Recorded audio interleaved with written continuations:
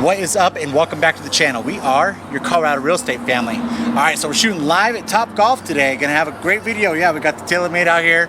We're gonna do a great video, kind of talk with our lender partner about some loan questions that you guys have often. Let's go.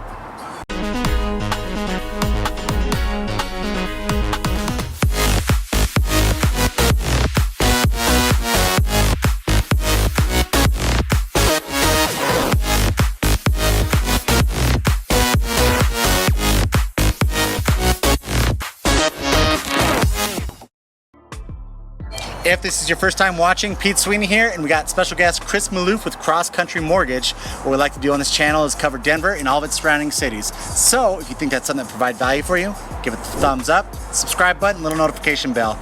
We like helping out so many people who are moving into Colorado with that licensed real estate agent here, licensed lender right over here. So we're gonna be ones helping you out if you're planning on moving into and buying real estate in Colorado. All right, cool. We're going to do this platform kind of how we've done in the past with special guests, where we ask a few questions. Chris is going to give us some great answers in regards to the lending side of things.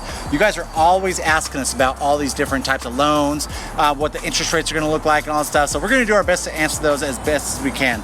So let's go and start out with the first question, and that being, what are the main type of loans that someone could get if they're looking at purchasing real estate in Colorado? Yeah, good one, Pete. That's actually a zinger right out of the bat. There's a number of different loan programs. The ones that most folks are familiar with are like a conventional loan through Fannie and Freddie. You have VA loans that are specific to military. You have a USD loan. You have an FHA loan. But above and beyond that, we have other loan programs that offer down payment assistance. Yep. I have other lenders on my roster that work with folks that maybe have maybe a lower FICO score or some different circumstances. So there's quite a few loan programs out there. Oh yeah, definitely. I mean, that's the thing, is we could go into it all day long, and that's why it's so critical to talk to someone like Chris, because I mean, we could just throw it out there, okay, FHA, conventional, VA, right? But there's so much more to that. If you're a first-time home buyer, if there's jumbo loans, there's all kinds of different stuff to cover. So it's great to kind of go over that, but even more so, getting on a call with Chris if you are looking at purchasing, what kind of loan option really suits you the best.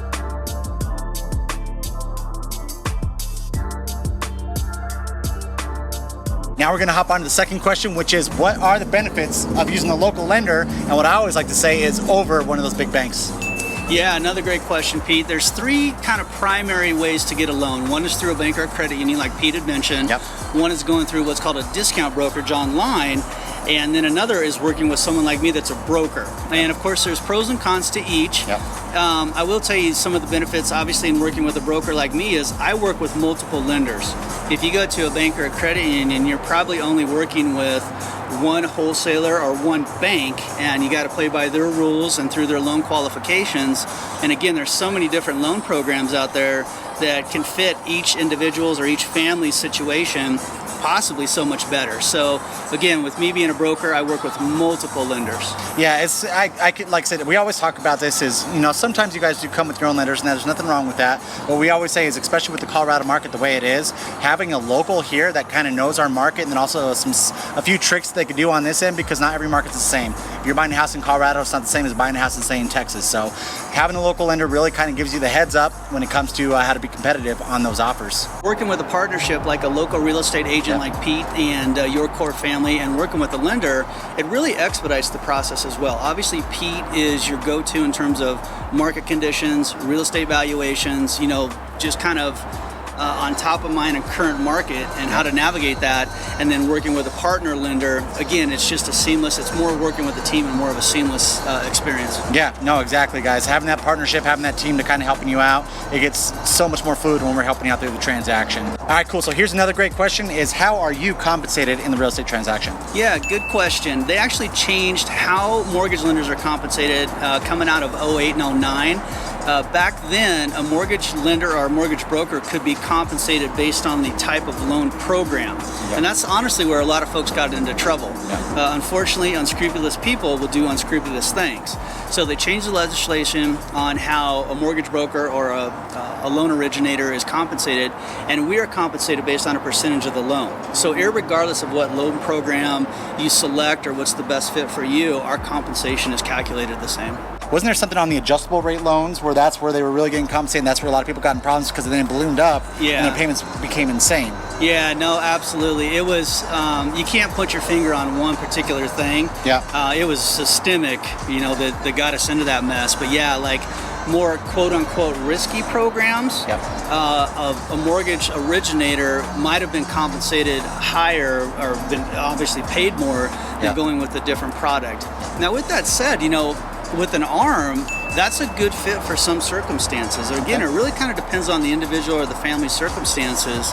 And ARM's got a bad name because folks were not educated on how they worked. Yeah. But yeah, that was one of the fallouts of 08 and 09 is a loan originator or a mortgage broker could be paid more per loan program. Okay, very cool. All right, so question number 4, this is something that we harp on you guys all the freaking time, is how soon should someone get in contact with you before deciding to look at homes or decide to purchase a home? Yeah, another great question. Particularly in a competitive market, Yeah. you want to be pre-approved. And there's a difference between pre-qualification and pre-approved. Pre-qualification means you kind of have a introductory conversation with a mortgage lender. You tell the mortgage lender how much you make, what kind of debt you have on your books, etc. Being pre-approved means you've supplied supporting documentation, so pay stubs, W-2s, etc. The lender or the mortgage broker might pull credit to make sure we got a strong FICO score, or at least see where our FICO score is. And you want to do that honestly before you start shopping for a home, because that will give you a budget that you'll be able to afford, and you don't want to go all the way through the process and potentially get all the way down to the closing table, and then all of a sudden you can't get the loan approved. So you want to get pre-approved early on in the process, even before you start, looking at listings that Pete provides. And is there really too soon to kind of talk with you? Even say if someone's like 6 months to a year out, it's always good to get in as soon as possible. That way we can create that roadmap on, all right, here's what you need to do. This is your date, your time frame that you want to purchase, but here's some stuff you might need to do, or you're good to go, and we're just keep on track for where we're going with that. Yeah, that's another great point. Again, myself and my loan originators, we take an educational approach to the process. So if you're looking at purchasing a home, let's say maybe our FICO score is not where we want it, we have some resources to provide you that can increase that FICO score. And a higher FICO score, that's one of the qualifications, for a loan. That can literally add up to thousands of dollars in the loan cost. So we've got some steps and some, again, resources that we can provide and do some education and help put you in the best possible position to qualify for a loan and get the best possible rate. Amazing, I love it. All right, cool. So here's another question, and this one's it's a loaded question for sure. Is what do you think interest rates are going to be at the end of this year? Yeah. Guys, take this with a grain of salt, because this is just kind of what we're seeing from previous trends. So from previous trends with these rate increases that we've been seeing, what are you kind of expecting by the end of 2022? Yeah, that's a great question. Of course, no one has a crystal ball. Yeah. What's happening right now is the Federal Reserve is increasing rates to try and curb inflation. Yeah. And from what we're seeing and what we hear with our lenders and all that good stuff, once inflation starts to curtail and even start to come down, there potentially could be a rate reduction going into early 2023 into 2024. Now, with that said, I have this conversation a lot with folks that are so rate sensitive. It depends, again, on your certain circumstances. Yeah. Like if you're looking to get into a property, I wouldn't necessarily let higher rates hold you back from that. Yeah. It's a situation where we can get you into a good loan program that fits into your budget. And then 12, 18, 24 months down the road, if rates do come down, then you have a conversation. What's your long-term goal? Do you plan on being in the property for some time? Yeah. Are you looking at selling it and getting to something different? And then you can look at, different loan programs at different rates at that time. So I wouldn't necessarily let folks be deterred by higher interest rates. Interest rates is one of the big variables in the equation, but it shouldn't be the deciding factor. Yeah, no, I agree 100%. Just because interest rates are going up, doesn't mean that you can't qualify for a house now. And then once hopefully interest rates go down, next year, 2024, you'll be able to refi out and get a lower rate on that as well too, because the interest rates that we've been seeing these last few years are record, right? It's like we've never had this in the history of mortgages. And so we can't compare it to that. That is historically low. So right now, honestly, the first time I bought my first house back in 2007 was a 6% rate. Yeah. So, that's pretty common, and so something to really kind of keep in mind. Don't let the interest rates get you guys down. If you do want to purchase a house, make that your goal. All right, cool. Now we're going to have a fun question right here. What is your favorite thing to do in Colorado? Yeah, that's another, kind of loaded question. I've lived in Colorado for 27 years. I tell folks it's literally the world's largest adult playground. And what I mean by that is just activities. Yeah. Mountain biking is my passion. My wife and Kenai. We whitewater raft as well.